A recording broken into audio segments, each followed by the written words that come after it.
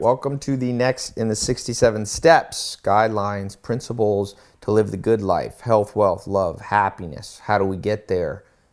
Start by changing habits. There's 2 time frames you want for life.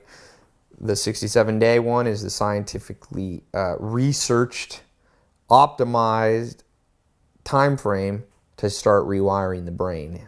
We used to think it was 30 days, but doesn't seem like that's the best. University College London says around 66 or so days. I added 1 for good luck. So we're going through. You're pretty far along here in the 67 steps.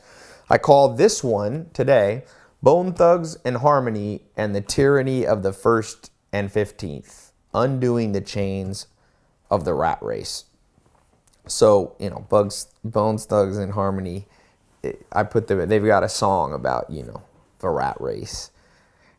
I kind of put that tongue in cheek, but the tyranny of the 1st and 15th is high on my mind. And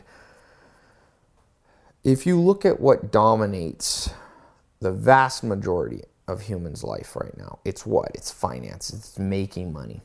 So this program, 67 Steps, that you're in now is not about business per se. If you go through this 67 steps, you can graduate into, I've got this level 2, which is this, business academy online mini MBA investor entrepreneur system. But I want to touch on things because it's important that you understand that as part of the good life. And, when there's this understanding of the 1st and the 5th being a real tyranny, the average person in the world, billions of people, are just dreading the next day. The next date that their rent is due, their car payment is due, their insurance is due, that they have to pay their insurance and food. Everything that you have is centered around, now it might not be always the 1st and the 15th, but most people are captives to some cycle. That is the definition of scarcity and not having financial independence. See, financial independence means the days begin to blur together. Obviously, you'll have some deadlines and things, but you're not under the tyranny, okay? You're not under the tyranny of the 1st and the 15th. I'm going to try to pull something up here. So for you, how do we get away from this? That's really what I want to talk about. And I think there's a simple way and a hard way. Let's start with the simple way. The simplest way is to change how you understand money, how you understand the tyranny. The way most people understand it is this is an inevitable part of life.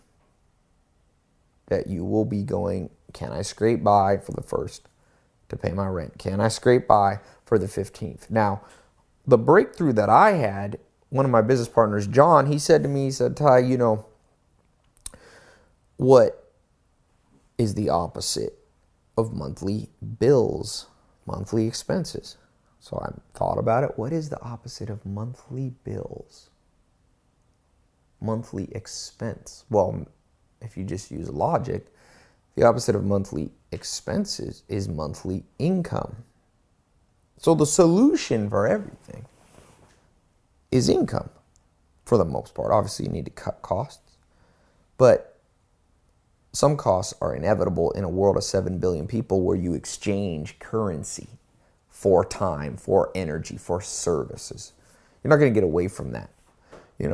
Even Amish or survivalists still have to buy and exchange. Even the Native Americans hundreds of years ago in the United States were exchanging goods with each other and then with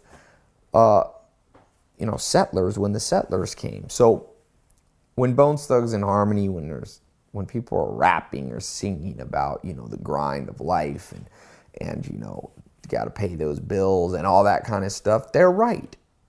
That's what average person's life is dominated by. That's what the crowd is dominated by. Their thoughts. But we want to be like Friedrich Nietzsche.